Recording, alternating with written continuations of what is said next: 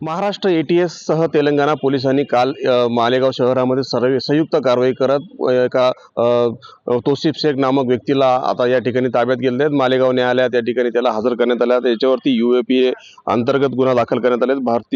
भारतात सार्वभौमत्व एकात्मता किंवा देशाची सुरक्षा धोक्यात आणणारा एखादा व्यक्ती गट किंवा संघटन विरुद्ध कारवाई करण्याच्या विरोधात त्याच्यावरती कलम लावण्यात आले आहेत। UAPA नुसार त्यांना त्याच्यावरती गुन्हे दाखल करण्यात आले असून इतर देखील कलम त्याच्या भारतीय न्याय संहितेनुसार लावण्यात आले। ज्या पद्धतीने मालेगाव शहरामधील या तौसिफ शेख नामक व्यक्तीला मालेगाव शहरातून काल अटक केली। एटीएस आणि तेलंगणा पोलिसांच्या संयुक्त कारवाईमध्ये स्थानिक पोलिसांच्या मदतीने ही कारवाई करण्यात आली। ज्या पद्धतीने एटीएसने ही कारवाई केली, देशाच्या सार्वभौमत्व, देशाच्या देशविघातक कृत्य व काही संघटनांशी याचा संपर्क असल्याच्या संशयावर या ठिकाणी याला अटक करण्यात आलेली आहे। ज्या पद्धतीने या मालेगाव शहरातील या मालेगाव न्यायालयात या ठिकाणी त्यांना हजर करण्यात आले आणि इथून ते ट्रान्झिट घेऊन त्या ठिकाणी हैदराबाद उच्च न्यायालयात त्यांना दाखल करण्यात येणार आहे आणि जवळपास या कारवाईनंतर मालेगाव शहरामध्ये मोठी खळबळ माजलेली आहे।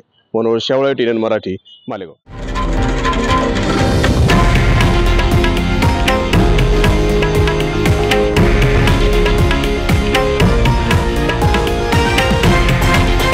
हे आहे देशातील नंबर 1 न्यूज नेटवर्क आणि आपण पाहत आहात TV9 मराठी, एकमेव।